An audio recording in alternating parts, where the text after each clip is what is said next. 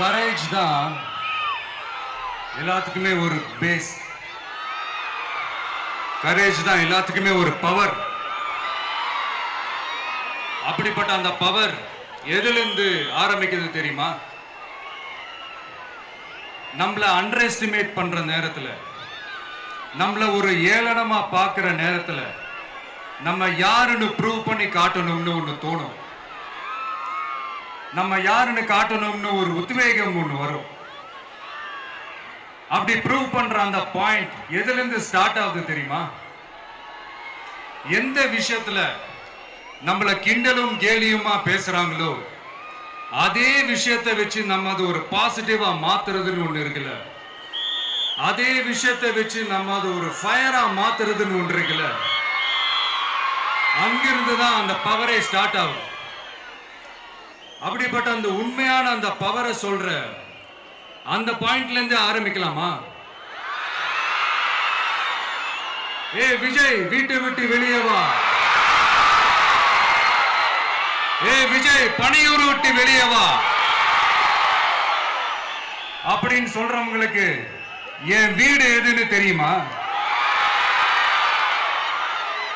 முதல்ல என் வீடு எங்க இருக்குனாவது தெரியுமா? என சீண்டி பார்க்கறதா நினைச்சு கிண்டலும் கேலியுமா பேசுறவங்களுக்கு நான் சொல்றேன், இந்த தமிழ்நாடு தமிழ்நாடுன்னு சொல்றாங்களே, அது மத்தவங்களுக்கு வேணா ஸ்டேட்டா இருக்கலாம், ஆனா என்ன பொறுத்த வரைக்கும் என் தாய் நாடான தமிழ்நாடு தான் என் வீடு.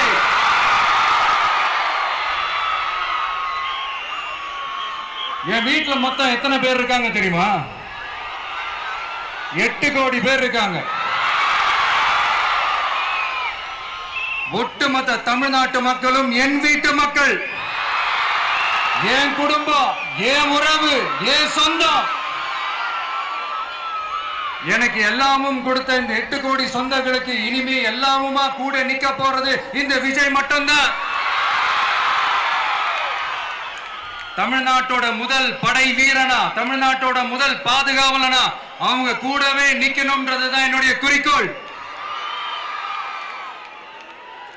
இன்னைக்கு இந்த விஜய், உங்க விஜய் உங்ககிட்ட ஓட்டு கேட்டு மட்டுமே வரல, உங்ககிட்ட நீதி கேட்டும் வந்திருக்கிற. ஆக்சுவலா உங்களுக்காக நீதி கேட்கறதுக்காக தான் நான் அரசியலுக்கே வந்தேன். ஆனா இன்னைக்கு நான் உங்ககிட்ட நீதி கேட்கறதுக்காக வந்திருக்கிறேன். இந்த விஜய் என்னங்க தப்பு பண்ணா? தன்னை நேசிச்ச தன்னுடைய மக்களுக்காக அரசியலுக்கு வந்தா, அது ஒரு தப்பா?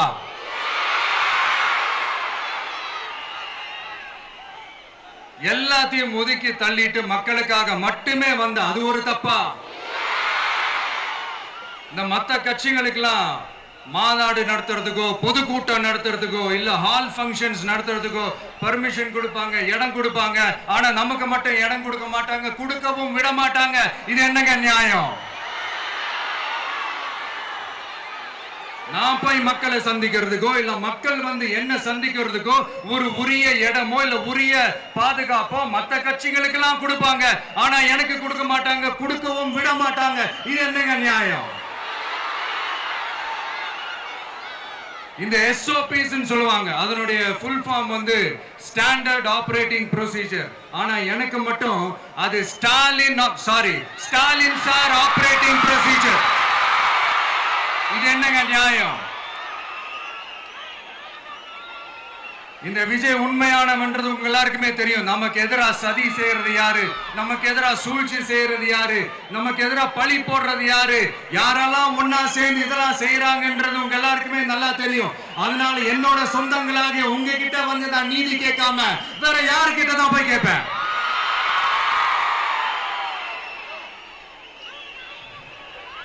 செல்ஃபே எடுக்காத ஒரு கூட்டணி கணக்கு, செல்ஃபே எடுக்காத ஒரு அறத பழைய அரித்மெட்டிக் கணக்கு, இதெல்லாம் வேலைக்கே ஆகாது. ஆணித்தரமா அடிச்சு சொல்றேன். அப்புறம் காசு கொடுத்து ஓட்டு வாங்கிடலாம்னு கனவு காண்றாங்கல்ல, அதுவும் இந்த விஜய் வந்ததுக்கு அப்புறம் நடக்கவே நடக்காது. வண்டி வண்டியா கொண்டாந்து குட்டுவாங்க. 1000, 2000, 3000, 4000, 5000 சாமி மேல சத்தியெல்லாம் வாங்குவாங்க. அப்படிதான் இத்தனை வருஷமா உங்களை ஏமாத்தி இருக்கிறாங்க. வாங்கிக்கங்க, சந்தோஷமா வாங்கிக்கங்க. எல்லாம் உங்க பணம் தான். வாங்கிக்கிட்டு அவங்க காதிலே விசில ஊதி அனுப்புங்க. எப்படி? அவங்க செவிலே விசில ஊதி அனுப்புங்க.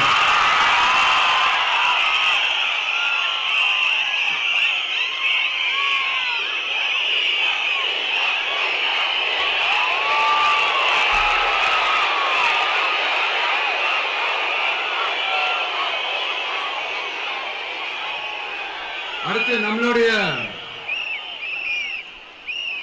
ஜென்சி, அடுத்த இளம் தலைமுறையினருக்கும் நான் சொல்லணும்னு நினைக்கிறேன். இந்த பணத்தை கொடுத்து ஏமாத்தி ஓட்டு வாங்குற அந்த கலாச்சாரம் ஒழியணும். பணத்தை கொடுத்து ஏமாத்தினா ஏமாறுவீங்க. உங்களை தான் கேட்கிறேன், பணத்தை கொடுத்து ஏமாத்தினா ஏமாறுவீங்க.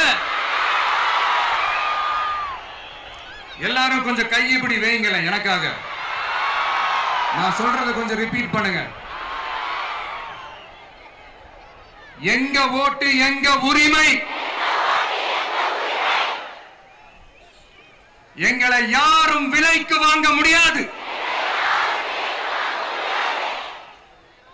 எங்கள் ஓட்டு விசில் சின்னத்துக்கு தான். வேற யாரையும் நம்பி ஏமாற மாட்டோம். தேங்க்யூ. கேட்டுச்சா சார்? இனிமே நீங்க கொள்ளையடிச்சு வச்சிருக்கிற பணம் எல்லாம் வேஸ்டா போகுது. குப்பையில தான் தூக்கி போடணும். உங்களுடைய இந்த ஊழல் ஆட்சியும் மக்கள் குப்பையில தான் தூக்கி போட போறாங்க. அடுத்து ஒவ்வொரு வீட்டில் இருக்கிற என்னுடைய குட்டி நண்பா நண்பீஸுக்கும் நான் சொல்லணும்னு நினைக்கிறேன். வீட்டில் டிவியில உட்கார்ந்து இந்த பிரச்சார மீட்டிங்லாம் பார்த்துட்டு இருப்பீங்க. உங்களையும் உங்களுடைய ஃபியூச்சரையும் மைண்ட்ல வச்சுக்கிட்டு தான் நாம அரசியலுக்கே வந்திருக்கிறோம். அதனால எனக்காக நீங்க ஒண்ணு செய்யணும். தொடர்ந்து செஞ்சுக்கிட்டு தான் இருக்கிறீங்க. நான் நிறைய கியூட்டான வீடியோஸ்லாம் நான் பார்க்கிறேன். லைக் உங்க அம்மா அப்பா கிட்ட மைக்க நீட்டி யாருக்கு ஓட்டு போடுவீங்கன்னு கேட்டா பின்னாடி இருந்த அந்த பையன், அம்மா விஜய்னு சொல்லுவா, அப்பா விஜய்னு சொல்லுப்பா அப்படின்னு நிறைய அந்த கியூட்டான வீடியோஸ்லாம் பார்க்கிறேன். அதை தொடர்ந்து தயவு செஞ்சு அதை தொடர்ந்து கண்டினியூ பண்ணுங்க.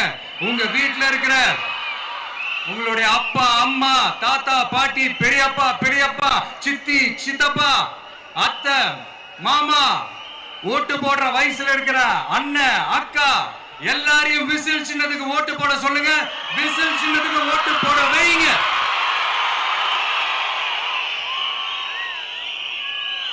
இந்த தேர்தல் நெருங்கிற இந்த நேரத்தில் பொலிட்டிக்கலா ஸ்பீக்கிங் டு த பாயிண்ட் ஒரே ஒரு விஷயம் நான் சொல்லணும். நாங்க அரசியலுக்கு வந்து நன்றி கடனை செலுத்துறதுக்காக தான் நாம அரசியலுக்கே வந்திருக்கோம். Just want to make this clear. அவங்கள கேள்வி கேட்கறதுக்கு முன்னாடி அவங்களுடைய இயலாமையை மறைக்கிறதுக்காக இந்த ஏ டீம் பி டீம் இதெல்லாம் கூட சேர்த்துக்கிட்டு ஒரே விஷயத்த சொல்லி அழுகுறாங்கல்ல. என்னன்னு சொல்லி அழுகுறாங்க? அனுபவம் இல்லாதவங்களால எப்படி ஆட்சி அதிகாரத்தை செய்ய முடியும் அப்படின்னு ஒரே விஷயத்த சொல்லி அழுகுறாங்கல்ல. அந்த அழுகைக்கு நாம ஒரு பதிலடி கொடுக்கணும்ல. மக்களே, நான் உங்களையே கேட்கிறேன், தெரியாம தான் கேட்கிறேன். இந்த அனுபவம் அனுபவம் அனுபவம்னு சொல்றாங்களே, அதிகாரத்தை வச்சு மக்கள் பணத்தை கொள்ளையடிச்சதை தாண்டி வேற ஏதாவது கொம்பு முளைச்ச பெரிய அனுபவம் இவங்களுக்கு இருக்குதா?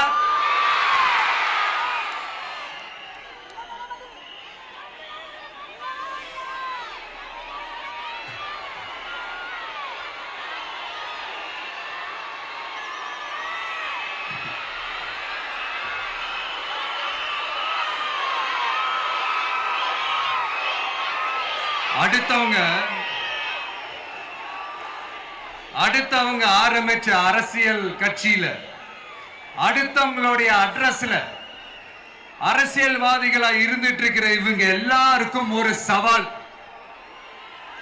என்ன மாதிரி தனியா, என்ன மாதிரி சொந்தமா ஒரு கட்சி ஆரம்பிச்சு 1% அட்லீஸ்ட் 1% வாக்கு வாங்கி காட்டுற அந்த தில் இருக்குதா, திராணி இருக்குதா? 30 வருஷமா மக்கள் இயக்கமா இருந்து இன்னைக்கு மிகப்பெரிய ஒரு அரசியல் கட்சியா வளர்ந்து இந்த கூட்டணி கட்சிகள் மட்டுமே நம்பி இருக்கிற 75 வருஷ கட்சி, 50 வருஷ கட்சின்னு இன்னைக்கு ஆட்சி அதிகாரத்துல இருந்துட்டு இருக்கிற இவங்க எல்லாரையும் மீறி இன்னைக்கு களத்துல தனியா நின்னு இந்த 2 வருஷத்துல முதன்மை சக்தியா வளர்ந்து 30% தாண்டி இன்னைக்கு மக்கள் ஆதரவை பெற்றிருக்கிற நமக்கு அனுபவம் இல்லையா? உங்களுடைய அனுபவம் என்னன்னு சொல்லட்டுமா? கட்சி ஆரம்பிச்ச அண்ணாவை மறந்தது, கட்சி ஆரம்பிச்ச எம்ஜிஆர் அவர்களை மறந்தது, கட்சியை வளர்த்த ஜெயலலிதா மேடம் அவங்களை மறந்தது. இவங்க எல்லாரும் சொன்ன விஷயங்கள், பேசின விஷயங்கள், எதையெல்லாம் ஃபாலோ பண்ணணும்னு சொன்ன விஷயங்கள் எல்லாத்தையும் மறந்தது. இவங்களுக்கு நமக்கு அனுபவம் இல்லையா? நமக்கு அனுபவம் இல்லதான். கொள்ளை அடிக்கிறதுலாம் எங்களுக்கு அனுபவம் இல்லதான். அதெல்லாம் எங்களுக்கு சுட்டு போட்டாலும் வராது. இந்த கொள்கையை பேருக்கு மட்டும் வச்சுக்கிட்டு நேரடியா சரண்டர் ஆகிறது, மறைமுகமா சரண்டர் ஆகிறது, இந்த மாதிரி அனுபவம் நமக்கு இல்லதான். அதுவும் நமக்கு சுட்டு போட்டாலும் வராது. மக்களை நேசிக்கிற நல்ல குணம் இருந்தா போதும்யா. நல்ல சூப்பரான ஒரு நல்லாட்சி கொடுக்கலாம். நல்லாட்சி கொடுக்கிறதுக்கு மெத்த படிச்ச மேதாவிகளா இருக்கணும்லாம் ஒன்னும் அவசியம் இல்ல. காமராஜர் அவர்கள் மாதிரியோ, எம்ஜிஆர் அவர்கள் மாதிரியோ மக்கள் சக்தியின் துணையால, மக்கள் மேல அக்கறையா இருக்கக்கூடிய நல்ல அதிகாரிகளின் துணையால சூப்பரான ஒரு நல்லாட்சி என்னால கொடுக்க முடியும், செஞ்சு காட்டுறேன்.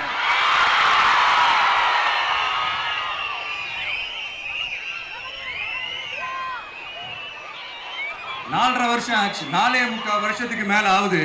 இப்போ ஒவ்வொரு வீட்டு கதவையா தட்டி உங்கள் கனவுகளை சொல்லுங்கள்,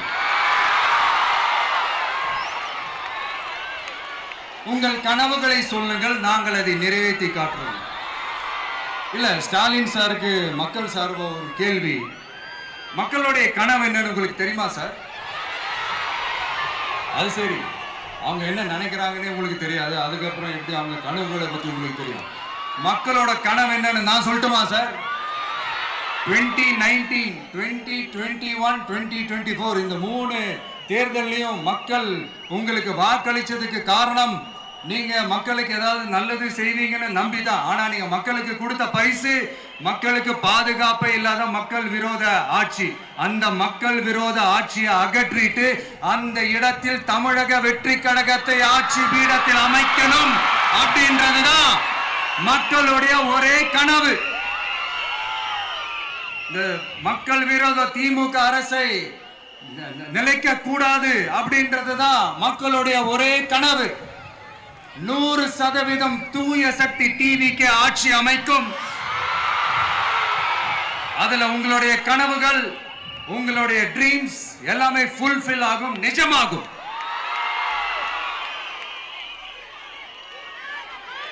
தமிழ்நாடு எப்பவுமே டெல்லிக்கு அவுட் ஆஃப் கண்ட்ரோல் அப்படின்ட்டு ஸ்டாலின் சார் அடிக்கடி சொல்லுவாங்க. ஸ்டாலின் சார் எது எதுலாம் அவுட் ஆஃப் கண்ட்ரோல் இப்ப நான் கொஞ்சம் சொல்லட்டுமா? முதல்ல சட்டம் ஒழுங்கெல்லாம் அவுட் ஆஃப் கண்ட்ரோல், பெண்கள் பாதுகாப்புல அவுட் ஆஃப் கண்ட்ரோல், இளைஞர்கள் வேலை வாய்ப்புல அவுட் ஆஃப் கண்ட்ரோல், மொத்தத்தில் அவரோட ஆட்சியே ஒரு அவுட் ஆஃப் கண்ட்ரோல். இந்த வருஷம் பிகினிங்ல சட்டசபையில பேசும்போது சொல்றாங்க, மக்கள் எல்லாரும் ரொம்ப மகிழ்ச்சியா இருக்கிறாங்க, அதனால நானும் ரொம்ப மகிழ்ச்சியா இருக்கிறேன் அப்படின்னு. மக்கள் சந்தோஷமா இருக்கிறத பார்க்கறது கூட ஒரு சந்தோஷம் தான் சார், அது யாரும் இல்லைன்னு சொல்லல. அப்படி உண்மையிலேயே மக்கள் உண்மையிலேயே சந்தோஷமா இருக்கிறாங்க அப்படின்னா ஏன் சார் விவசாயிகள் போராட்டம் நடக்குது? ஏன் சார் மீனவர்கள் போராட்டம் நடக்குது? ஏன் தொழிலாளர்கள் போராட்டம் நடக்குது? தூய்மை பணியாளர்கள் போராட்டம் ஏன் நடக்குது? அங்கன்வாடி ஊழியர்கள் போராட்டம், செவிலியர்கள் போராட்டம், மருத்துவர்கள் போராட்டம், மாற்றுத்திறனாளிகள் போராட்டம், அரசு ஊழியர்கள் போராட்டம், ஆசிரியர்கள் போராட்டம், இடைநிலை ஆசிரியர்கள் போராட்டம், பகுதி நேர ஆசிரியர்கள் போராட்டம். இதெல்லாம் உங்க ஆட்சியில மக்கள் மகிழ்ச்சியா இருக்காங்கன்றதுக்காக நடக்கிற போராட்டமா சார்? எனக்கு தெரிஞ்சு மக்கள் சந்தோஷமா இருக்கிறாங்கன்னா பொங்கல் வச்சு கொண்டாடுவாங்கன்னு கேள்விப்பட்டிருக்கிறேன். உங்க ஆட்சியில தான் போராட்டம் நடத்தி அவங்களுடைய மகிழ்ச்சியை வெளிப்படுத்துறாங்கன்னு நினைக்கிறேன். இன்னும் தீரவே தீராத பிரச்சனைகள்னா இருக்கிற இடம் பிரச்சனை, பார்க்கிற வேலை பிரச்சனை, பண்ற தொழில் பிரச்சனை, விலைவாசி பிரச்சனை, தண்ணி பிரச்சனை, பஸ் வசதி இல்லைன்ற பிரச்சனை, ரோடு சரி இல்லைன்ற பிரச்சனை, ஆஸ்பத்திரி சரியா இல்லைன்ற பிரச்சனை. இப்படி எல்லாம் ஒரு அடிப்படை விஷயங்களே பிரச்சனையா இருந்தா அப்போ ஆளுங்கட்சின்னு ஒண்ணு எதுக்குதான் இருக்கிறாங்க அப்படின்னு தானே மனசுல தோணும் மக்களுக்கு. ஆட்சிக்கு வர்றதுக்கு முன்னாடி தான் பொய்யா அடிச்சு விட்டீங்க. இப்ப ஆட்சியை விட்டு போகும்போது கூட பொய்யா பேசுறீங்களே சார், என்ன சார் இது? மாத்தி பேசுறதுல நீங்க வேற லெவல் தான் சார். ஆட்சிக்கு வந்த அடுத்த வருஷமே 2022ல 70% வாக்குறுதிகளை நிறைவேற்றிட்டோம்னு சொன்னாங்க. அப்புறம் போன வருஷம் 90% வாக்குறுதிகளை நிறைவேற்றிட்டோம்னு சொன்னாங்க. அப்புறம் இந்த வருஷம் 505 வாக்குறுதிகளை 404 வாக்குறுதிகளை நிறைவேற்றிட்டோம். கிட்டத்தட்ட ஒரு 80% வாக்குறுதிகளை நிறைவேற்றிட்டோம்னு சொன்னாங்க. முதல்ல 70, அப்புறம் 90, அப்புறம் 80. இன்னும் தேர்தல் நெருங்க அது 60, 50, 40, 30, 20ல போய் நிற்கும்னு நினைக்கிறேன். அதையும் அவரே அறிவிப்பாரோ என்னமோ எனக்கு தெரியல. முதல்வர் ஸ்டைல்லையே சொல்லணும்னா, பொய்யிலேயே பிறந்து பொய்யிலேயே வளர்ந்த புலவர் பெருமானே, கொஞ்சம் அத திருத்தி சொல்றேன், புலுகர் பெருமானே. அது இன்னும் பொருத்தமா இருக்கு. அவருடைய அண்ட புழுகு, ஆகாச புழுகு என்ன தெரியுமா? பெண்களுக்கு பாதுகாப்பு தமிழ்நாட்டில் எங்க போனாலும் கொட்டி கிடக்குதான். அப்படி அது உண்மைனா அண்ணா யூனிவர்சிட்டி அந்த பொண்ணுக்கு ஏன் சார் அப்படி ஒரு கொடுமை நடந்துச்சு? கோவை கல்லூரி பெண்ணுக்கு ஏன் சார் அப்படி ஒரு கொடுமை நடந்துச்சு? பெண் குழந்தைகள் பாதிக்கப்படுறதா கிட்டத்தட்ட 1000க்கும் மேலான போக்சோ கேசுகள் ஏன் சார் பதிவானுச்சு? போதைப் பொருள் கலாச்சாரம் கண்ட்ரோலே இல்லாம அது பாட்டுக்கு தாறுமாற எங்கேயோ போய்கிட்டு இருக்கு. வயலன்ஸ் எல்லாம் தலைவிரிச்சு ஆடுது. அதுக்கு ஒரு ரீசெண்ட் எக்ஸாம்பிள் அந்த ரயில்வே ஸ்டேஷன்ல அந்த சிறுவர்கள் எல்லாரும் சேர்ந்து செஞ்ச அந்த சம்பவம். சட்டம் ஒழுங்கு சரியா இருந்தா ஏன் சார் இப்படி எல்லாம் நடக்குது? சட்டம் ஒழுங்கு சரியா இருக்கணும்னா முதல்ல தமிழ்நாட்டுக்கு ஒரு டிஜிபி வேணும் சார். எங்க சார் போனார் அவரு? எங்க அவரு? சும்மா இந்த ஆக்டிங் ஆபீசரை வச்சுக்கிட்டு அரசாங்கத்தை நடத்துனீங்கன்னா இப்படிதான் சட்டம் ஒழுங்கு சந்தி சிரிக்கும். முதல்ல தமிழ்நாட்டுக்கு ஒரு டிஜிபியை போடுங்க சார். அதுக்கப்புறமாச்சும் சட்டம் ஒழுங்கு சரியாகுதான்னு பார்ப்போம். சரிப்பா, கேள்வியா கேட்கறியே, நீ வந்தா என்ன செய்வ அதானே கேட்கறீங்க. கரெக்ட், கேட்கணும். மக்களோட அடிப்படை தேவைகளை தீர்க்கிறது தான் நம்மளுடைய ஃபர்ஸ்ட் வேலையே. அதை தீர்க்கிறதுக்கான அந்த தேடி போறது, அதோட சொல்யூஷனை தேடி போறது தான் நம்மளுடைய ஃபர்ஸ்ட் அஜெண்டாவே. கொஞ்சம் வெயிட் பண்ணுங்க, தேர்தல் அறிக்கை ரெடி ஆயிட்டு இருக்கு. தெளிவான ஒரு தேர்தல் அறிக்கையாவது வரும். என்ன நம்புற உங்களை நான் டிசப்பாயிண்ட் பண்ணவே மாட்டேன்.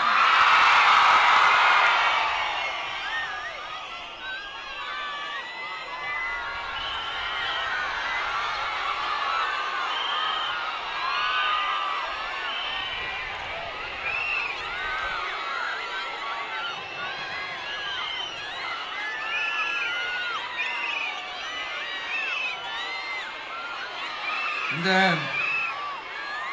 சும்மா ஆட்சிக்கு வரணும்ன்றதுக்காக இந்த நடைமுறைக்கு சாத்தியமே இல்லாத இந்த மாதிரி விஷயங்கள் எல்லாம், வாக்குறுதிகளை நான் என்னைக்குமே கொடுக்கவே மாட்டேன். அதே மாதிரி ஆட்சிக்கு வந்ததுக்கு அப்புறம் கூட அவங்க அது தரல, இவங்க இது தரல அப்படின்லாம் பம்மிக்கிட்டு இல்லாம உங்களுக்காக எந்த எக்ஸ்ட்ரீமுக்கும் போய் நான் போராடவும் தயாரா இருக்கிறேன். அதனால நான் மறுபடியும் இதை நான் ரிப்பீட் பண்றேன். இவ்வளவு நாள் இதை நான் மட்டும் தான் சொல்லிக்கிட்டு இருந்தேன். இப்ப களமே சொல்லுது, 2 பேருக்கு நடுவுல தான் போட்டியே. ஒண்ணு இன்னொன்னு ஒண்ணு தூய சக்தி டிவிக்கு, இன்னொன்னு தீய சக்தி டிஎம்கே.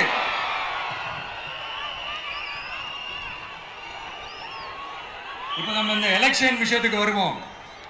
விஜய் என்னப்பா இவரை மட்டும் தான் எதிர்க்கிறாரு, இவங்களை எதிர்க்க மாட்டேன்றாரு, அவங்கள பத்தி எதுவுமே சொல்ல மாட்டேங்கிறாரு. இல்ல நான் கேட்கிறேன், இது யாருக்கான எலெக்ஷன்? தமிழ்நாடு சட்டசபைக்கான ஒரு தேர்தல். இப்ப இங்க யார் ஆட்சியில் இருக்கிறா? யாரு பொய்யா வாக்குறுதிகளை கொடுத்து மக்களை ஏமாத்துறது? யாரு மக்கள் விரோத ஆட்சியை நடத்துறது? அப்ப இங்க யாரை அகற்றணும்? இந்த மக்கள் விரோத திமுக அரசை அகற்றணும்னா நம்ம யாரை எதிர்க்கணும்? எதுக்கு தேவையில்லாம பல முறை மக்கள் ஆல்ரெடி டிலீட் பண்ணவங்களை எதுக்கு நம்மளுடைய கான்சென்ட்ரேஷன், நம்மளுடைய டார்கெட் திமுகன்றப்போ டார்க்னஸ் குள்ள எதுக்கு கல்லெறியணும்? இங்க மக்களை விரும்புற விஜய் வேணுமா, இல்ல மக்கள் விரோத ஆட்சி நடத்துற ஸ்டாலின் சார் வேணுமா? அவ்வளவுதான் இந்த தேர்தல். இதுக்கு நடுவுல வேற யாருமே கிடையாது. புரியுதுங்களா உங்களுக்கு? என் நெஞ்சில் குடியிருக்கும் சேலம் மக்களே,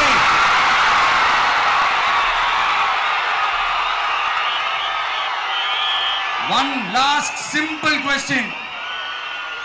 விஜய் நம்புறீங்களா, ஸ்டாலின் சாரை நம்புறீங்களா? அவ்வளவுதான், முடிஞ்சு போச்சு. கதம் கதம். போர் முழக்கம் உங்களை ஒரு நிமிஷம் கூட தூங்க விடாது. இந்த போன லாஸ்ட் வீக் இந்த டிஎன்பிஎஸ்சி இந்த எக்ஸாம்ஸ், இந்த குரூப் 2 எக்ஸாம்ஸ் அதை அனௌன்ஸ் பண்ணிட்டு உடனே அதை கேன்சல் பண்ணிட்டாங்க. இது உலகத்துக்கு எல்லாருக்கும் தெரியும். கேன்சல் பண்ணிட்டு ரொம்ப சிம்பிளா டெக்னாலஜி ஏதோ சம் ஃபால்ட், டெக்னிக்கல் ஃபால்ட் அப்படின்னு சொல்லி அதை கடந்து போயிட்டாங்க. இத்தனை வருஷமா ராத்திரி பகலமா கஷ்டப்பட்டு படிச்சு எப்படியாவது நமக்கு அந்த வேலை கிடைக்காதான்னு அந்த எக்ஸாம்ஸை ஃபேஸ் பண்ண வந்த நம்மளுடைய தம்பி தங்கைகள் எவ்வளவு ஒரு மன உளைச்சலுக்கு ஆளாயிருப்பாங்க. அதை யாராவது யோசிச்சு பார்த்தீங்களா? ஒரு எக்ஸாம்ஸை ஒழுங்கா நடத்த தெரியல, இதுல உலக நாடுகளோட போட்டி போடுறாங்களாம்.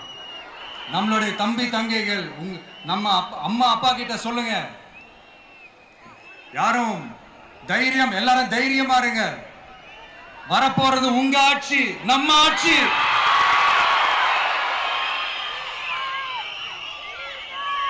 அதனால இந்த மாதிரிலாம் எதுவும் நடக்காம சமூக நீதிக்கான ஒரு நல்ல ஆட்சியை அமைப்போம். இளைஞர்களின் வேலை வாய்ப்புகளை மனசுல வச்சுக்கிட்டு டிரான்ஸ்பரண்டா அதுக்கான ஒரு தீர்வை காணுவோம். நான் விக்கிரவாண்டி மாநாட்டில் பேசும்போது ஒரு பொலிட்டிக்கல் பாம் ஒன்று சொன்னேன், ஞாபகம் இருக்கா? ஆட்சியிலையும் பங்கு, அதிகாரத்திலையும் பங்குன்னு ஒன்று சொன்னேன். இப்போ அந்த பொலிட்டிக்கல் பாம் எல்லா கூட்டணியிலையும் வெடிச்சுக்கிட்டு இருக்கு, தாறுமாற வெடிச்சுக்கிட்டு இருக்கு. ஸ்டாலின் சார்லாம் பதறாரு, ஆட்சி அதிகாரத்துல பங்கெல்லாம் தமிழ்நாட்டில் ஒத்து வராது அப்படின்னு சொல்றாரு. அவங்கள பொறுத்த வரைக்கும் ஜெயிக்கிறதுக்காக மட்டும்தான் கூட்டணி, மற்ற எல்லாத்துக்குமே அவங்க தனி அணி, அவங்க மட்டுமே ஒரே அணி.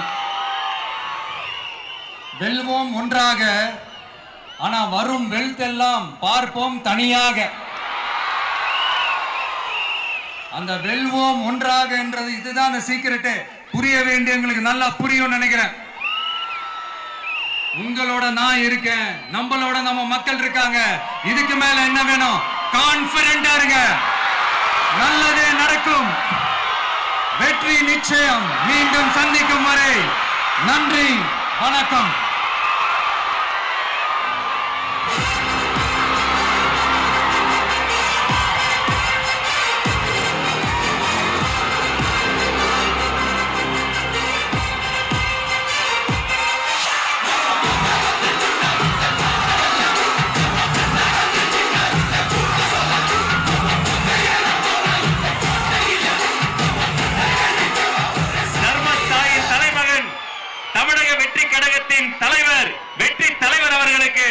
சேலம் கழக மாவட்ட செயலாளர்கள் உங்கள் சார்பில் நிறைவு பரிசு வழங்க மேடைக்கு வருகிறார்கள். சேலத்து இளம் சிங்கம் தமிழன் பார்த்திபன்,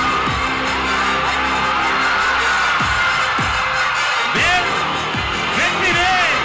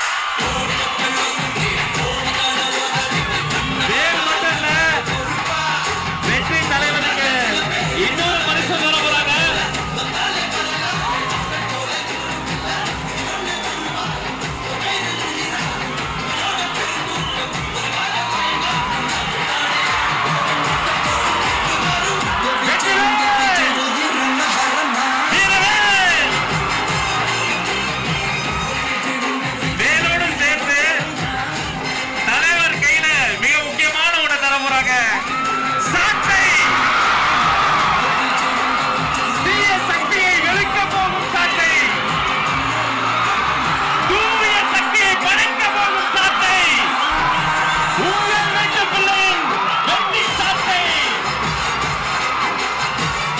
வீட்டுக்கு வீடு விஜய், நம்ம நாட்டுக்காக விஜய்.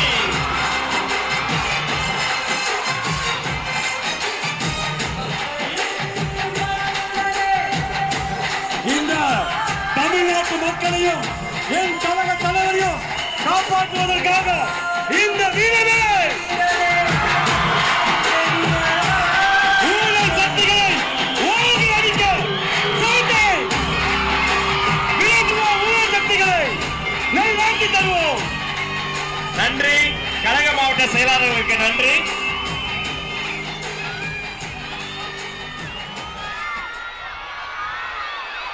மாவட்ட செயலாளர்களுக்கு நன்றி.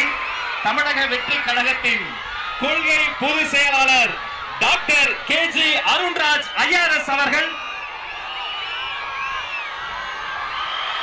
மாங்கனி மாநகரில் வெற்றி செங்கோலை பரிசாக தருகிறார்.